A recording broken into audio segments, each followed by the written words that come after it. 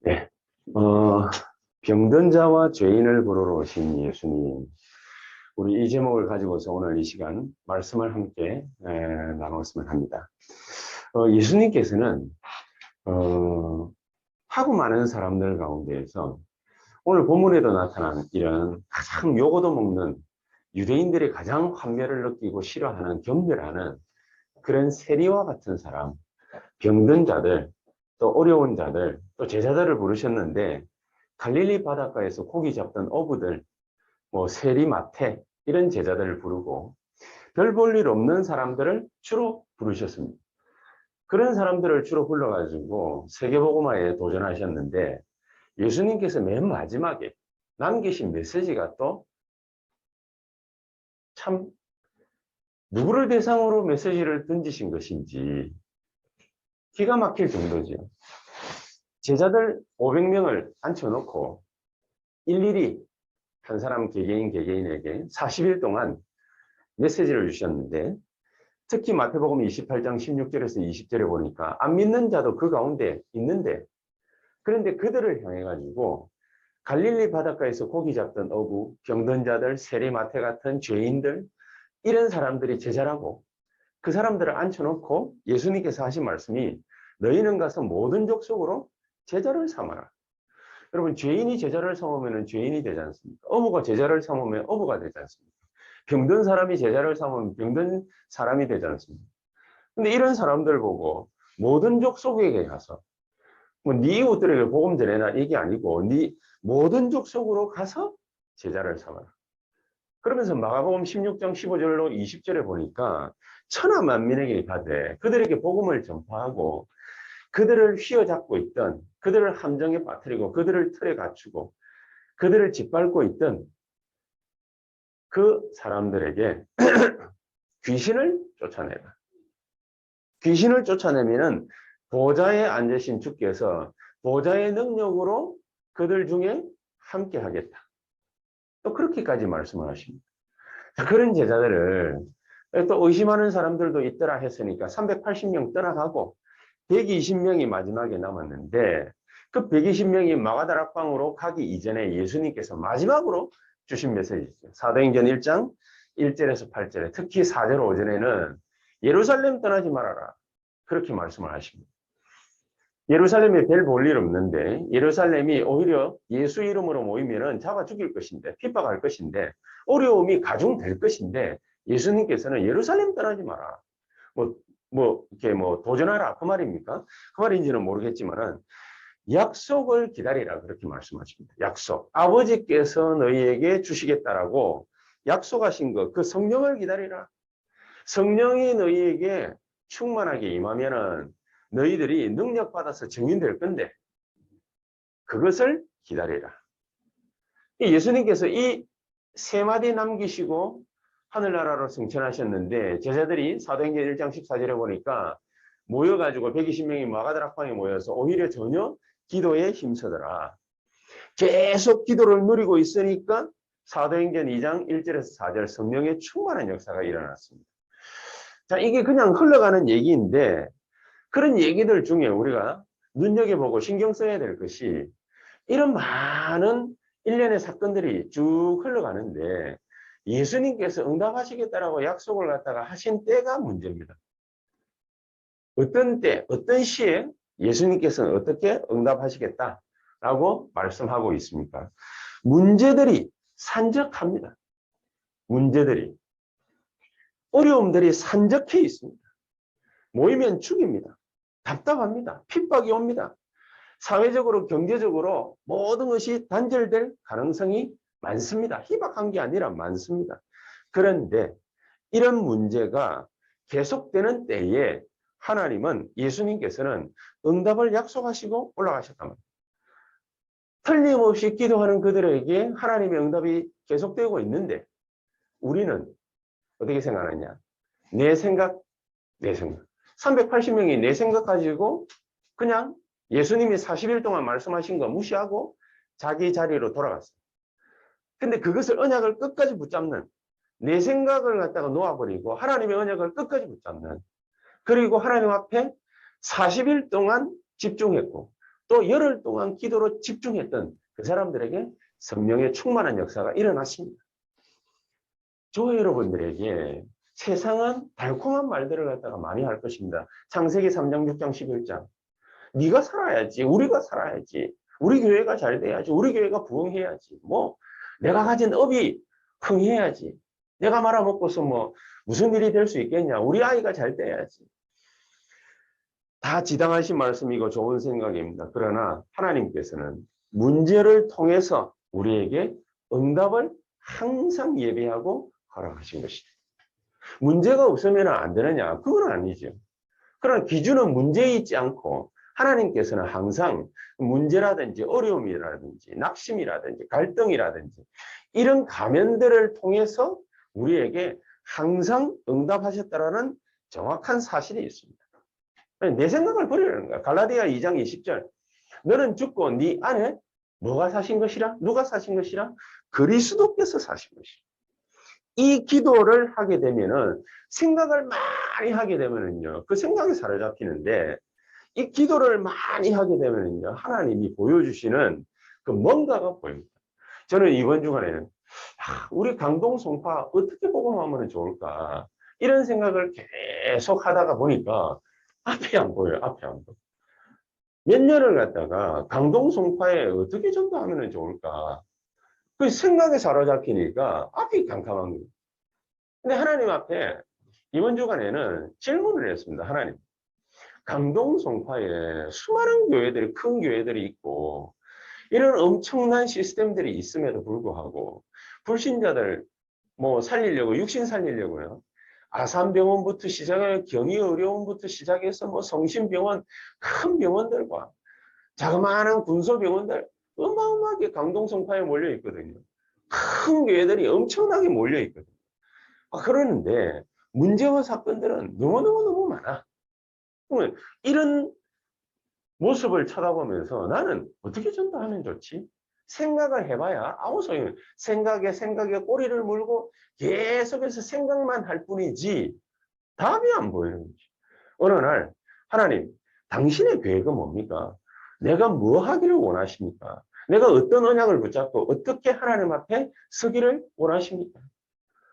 참 오늘 감사한 것이 우리 저기 멀리 5시간, 6시간 떨어진 우리 베트남에서 우리 예배에 같이 참석해서 하나님의 말씀 같이 듣고 있거든요.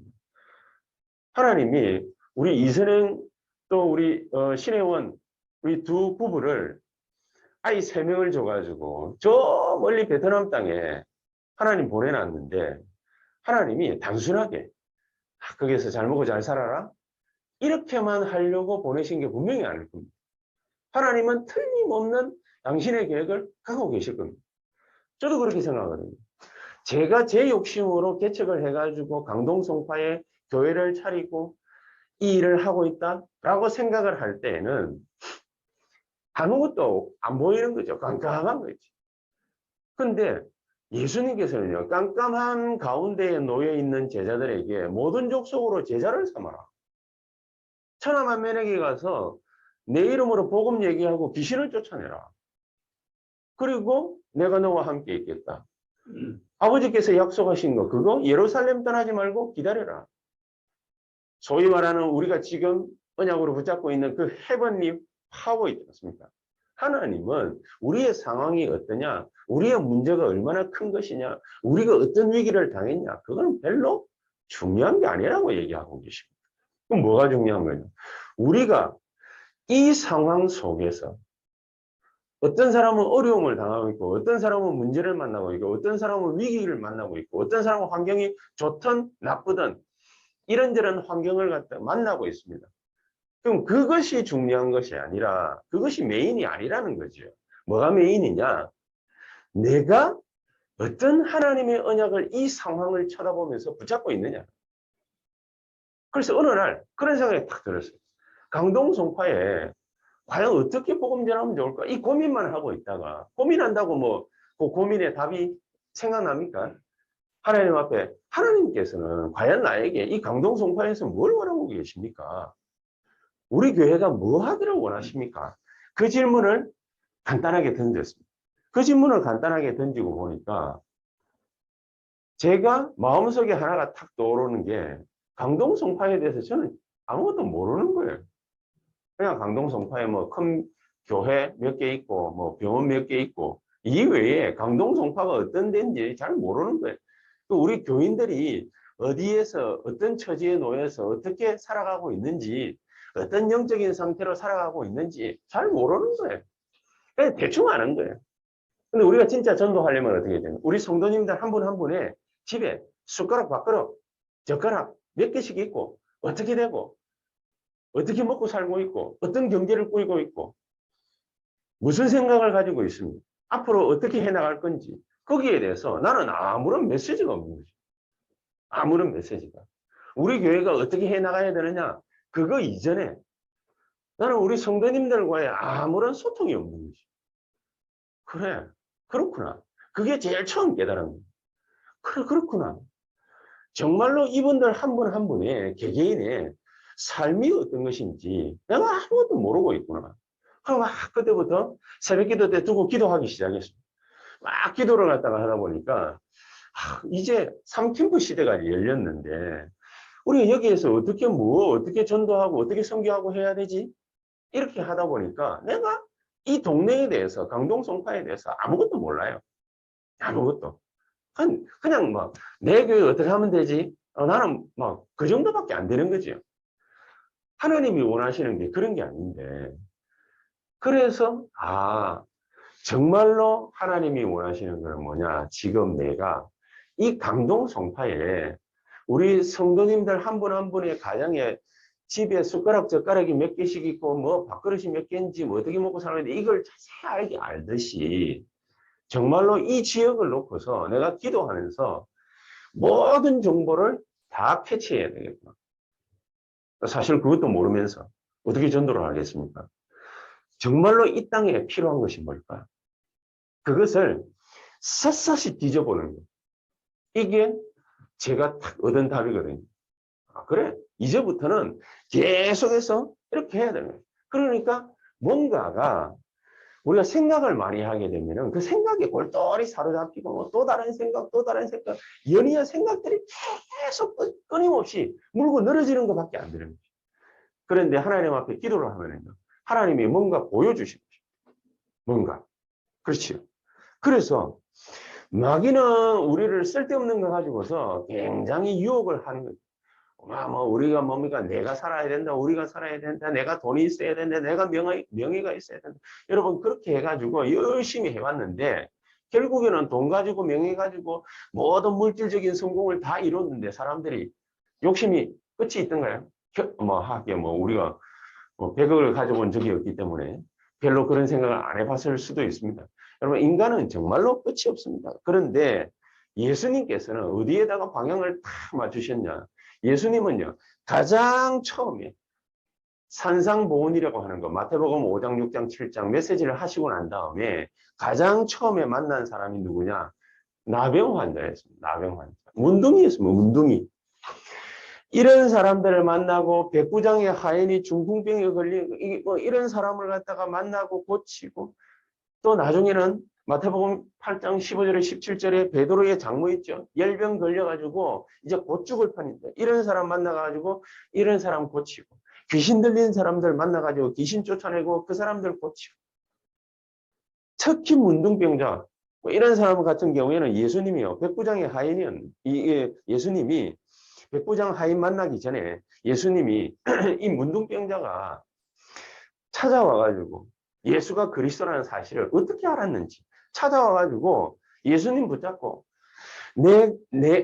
주님이 원하시면 예수님 당신이 원하시면 나를 깨끗하게 하실 수 있습니다. 그러니까 예수님이 얼마나 기쁘셨던지 내가 원하노니 깨끗함을 받아라. 그렇게 낳는 그런 일이 벌어지지 않습니까? 예수님의 사역들 보면은요, 희한한 그런 일들이 끊임없이 계속해서 나옵니다. 백부장의 하인은요, 백부장의 믿음 하나 가지고 그거 보고 고쳐주시기도 하시고. 마태복음 9장에는 우리 지난주에 얘기했지 않습니까? 너의 죄 사함을 입었느니라, 받았느니라. 이제 네 침상 들고 가서 집으로 가라. 중풍병 환자를 고치시는 그런 장면. 그 이후에는 귀신 들린 사람들, 벙어리 된 자, 혈루증 여인, 이런 사람들을 계속 고치시는 장면들이 나옵니다. 소위 말하면 무슨 얘기냐? 병원에 가도 손 쓸 수 없는 그런 사람들이 있죠. 그런 사람들을 끊임없이 예수님께서 치유하시는 그런 장면들이 마태, 마가, 누가, 요한복음에 끊임없이 기록이 되어 나옵니다.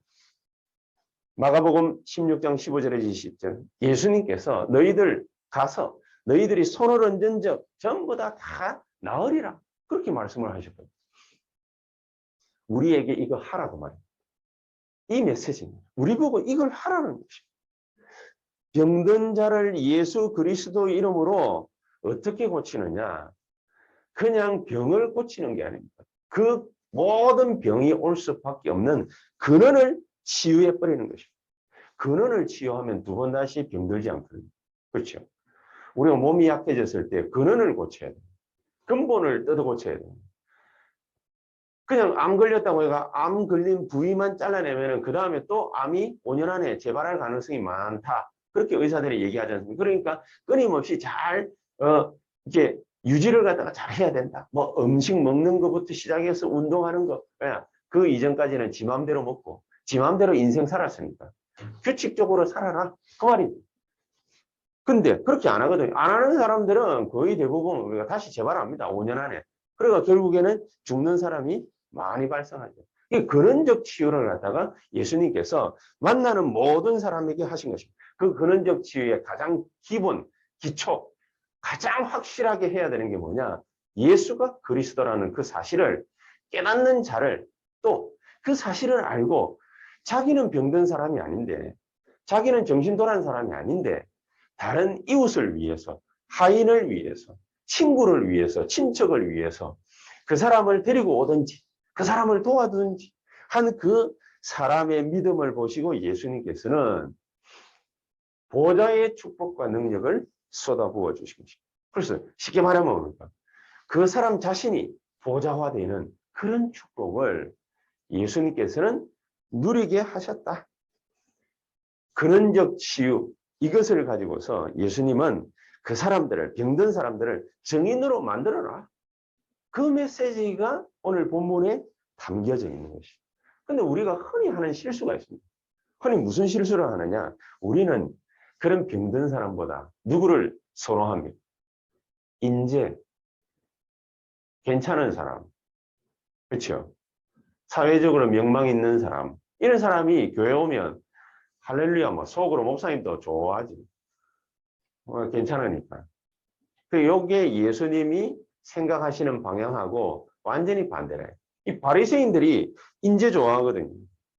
그러니까 예수님께서 지난주에도 안 그랬습니까? 이 중풍병 환자를 갖다가 탁 고치시면서 침상을 갖다가 위에 말이죠. 지붕을 뜯어가지고 내리니까 그 중풍병 환자를 갖다가 고치시면서 하신 메시지가 네 죄 사함을 받았느니라 이러니까 죄 사함 받았다 이런다고 또 신성모독이다.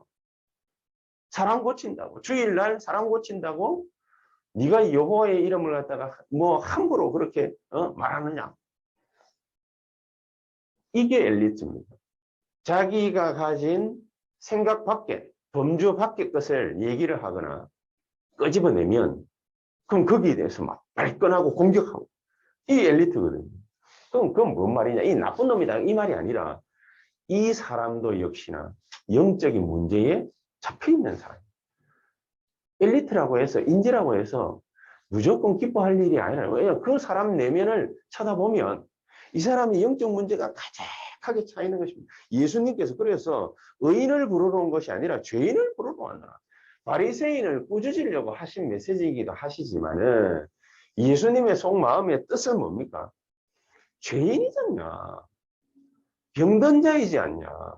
그러니까 그런 사람들을 부르러 왔다. 너희들도 그렇게 고침을 받아야 되지 않느냐. 엘리트도 영적 문제 산적한 거 어마어마하게 많다. 그것을 고침을 받아야 되지 않냐. 내가 고쳐줄 자로 온 것이 아니냐. 그래서 소위 말하는 교회는 우리 교회는 어떤 데냐. 이런 보좌의 축복을 가지고서 이런 병든 자들 죄인들에게 이 축복을 전달하는 곳이다. 그렇죠? 이 축복을 전달하는 곳이다. 오늘 본문이 바로 그런데 오늘 본문이 뭡니까? 세관에 앉아가지고 많은 이스라엘 사람들의 세를 받아서 피 빨아먹고 살고 있던, 좀 나쁜 표현으로, 그 세리라는 직업을 가지고 있는 인물이 바로 마태라는 인물인데, 이 마태복음의 저자예요. 이 사람인데, 이 사람을 예수님께서 직접 찾아오신 거죠. 얼마만큼 나쁜 놈이냐. 로마에 붙어가지고, 로마가 이스라엘을 속국 삼았으니까 로마에 붙어가지고 심부름하면서 자기 민족 돈 뜯어가지고 먹고 사는 사람. 뭐 소위 말하면 우리가 이해하기 쉽게 어떤 사람입니까? 매국노, 그치요? 친일파, 뭐 이런 거, 그런 거지. 이게 친일파, 막 무조건 뭡니까? 뭐 또 함부로 뭐 얘기할 수는 없지만은 어쨌든 친일파 나쁘잖아요. 경멸하는 사람, 경멸을 받는 사람, 이런 사람을 예수님께서는 세상 사람들은 병든 자라 죄인이라 취급을 하는데, 이 사람을 예수님께서 직접 불러 오신 것입니다. 이 죄인을 불러서 치유해서 이 영적으로 병든 사람을 고쳐서 정인으로 만들어라. 그게 바로 예수님의 본심입니다. 그래서 예수님이 직접 찾아오셨죠. 우리도 마찬가지입니다. 우리도 진짜 능력 가진 전도자라면, 우리가 정말로 복음 가진 사람이라면, 우리도 이런 사람부터 먼저 찾아가야 됩니다. 우리가 정말 강동 송파 지역을 갖다 쫙 뒤집어 보면은, 현장 분석을 쫙 해보면은 아마 이런 결론이 나올 것입니다. 아, 그렇구나. 예수님께서는 강동 송파에 중요한 인물들을 살리려면은, 진짜로 세상적으로도 중요한 인물을 살리려면 이런 병든 자들, 죄인들, 세리마태와 같은 이런 사람들을 우리도 찾아가서 이런 사람들부터 살려내야 된다. 마태복음 9장 9절 하반절에 보니까 이 세리마태를 찾아가서 예수님께서 뭐라고 하셨습니까? 나를 따라라. 근데 나를 따라라 한다고 무조건 따라갑니까? 근데 세리마태는 일어나서 적극 따랐다. 다른 정도가 아니라 자기 집에까지 초대했어. 그렇죠? 자기 집에 초대해가지고 예수님하고 같이 친구들 불러서, 친구들이 또 누가 있겠습니까? 뭐 바리새인이 친구겠습니까? 서기관이 친구겠습니까? 제사장들이 친구겠습니까? 끼리끼리, 그렇죠? 끼리끼리 자기 친구들, 세리들, 깡패들, 죄인들, 이런 놈들 불렀겠죠. 옛날에는 또 막 힘이 세고 험악하고 이래야 세금 잘 뜯어내지 않겠습니까? 아마 세리마태도 그런 무리 중에 하나였을 가능성이 많습니다. 그러나 그런 사람들 중에 꼭 보면 하나님이 예비해 놓은 사람이 있거든요. 이 세리마태와 같이 정말로 나를 누군가가 올바른 길로, 선한 길로, 참된 길로 인도해 줄 사람이 없나? 이거를 갖다가 늘 나쁜 짓 하면서도 마음에 생각하고 꿈꾸고 있는 그런 사람들이 있어요. 하나님은요, 그런 세리마태를 딱 부르시는 거죠. 예수님께서 같이 식사하셨다. 식사하시면서 어떻게 했겠습니까? 복음 전하고 이 사람을 완전 제자로 탈바꿈시킨 거죠. 변화를 완전히 시켜버린 거죠. 그래서 그리스도로 말미암은 신앙 고백을 정확하게 하게 하신 것이죠. 그리스도로 말미암은 신앙 고백을 하니까 그것이 곧 뭐가 되어지는 것입니다. 보좌화의 시스템이 되어집니다. 그것이 세리마태가 완전히 변하고 나니까 이 보좌화의 시스템이 다른 사람에게로 또 전달되어져 나가는 것이죠. 우리가 그리스도를 진짜 만나고 신앙 고백을 하게 된다면 예수님께서는 또 나를 보좌화 하시겠지만, 내가 보좌화 된다면 또 다른 사람에게 보좌화의 놀라운 축복이 전달되게 되어 있다. 죄인을 불러서 증인으로 만들어라. 병든 자를 고쳐서 치유해서 증인으로 만들어라. 이 세리마태가 어디까지 갔습니까? 마태복음의 저자입니다. 이 마태복음 하나를 가지고서 수많은, 지금까지 2000년 이후에 전 세계 인류 수많은 사람들을 살리는 그런 축복을 세리마태는 기록으로 남겼다.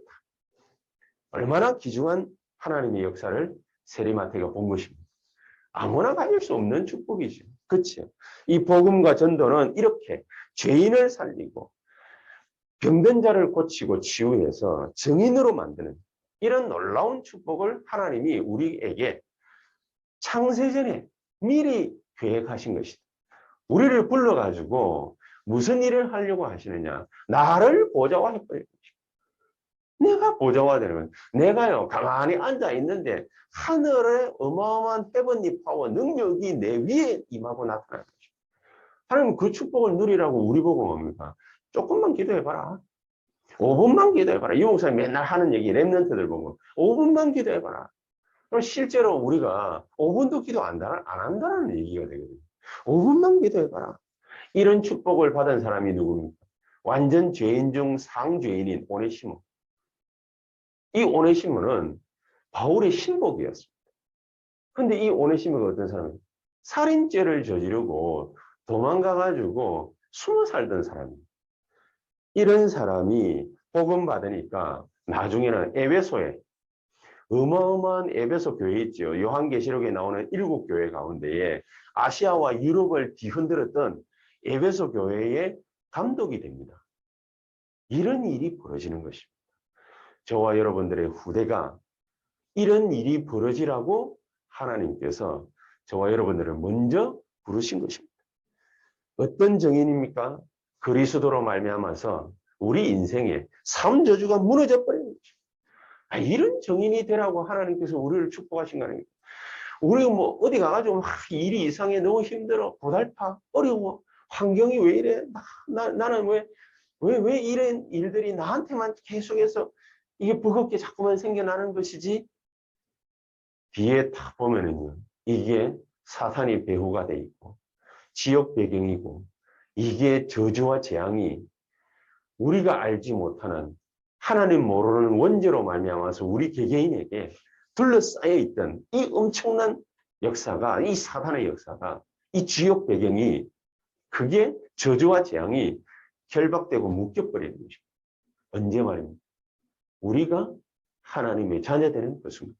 그러니까 마귀는 우리가 이렇게 됐다라는 사실을 모르기를 오늘도 손꼽아 기대하고 있는 것입니다. 여러분이 속아주면 우리만 손해입니다. 나는 이 어마어마한 삼저주의 문제를 해결한 하나님의 백성이요, 하나님의 자녀요, 참된 증인이구나. 여러분, 아침에 딱 일어나시면 내게서 오늘도 삼저주가 무너지는 축복을 보게 하옵소서. 나는 이런 하나님의 자녀입니다. 여러분 자녀, 여러분 알고 있는 성도, 이웃들 얘기해 주세요.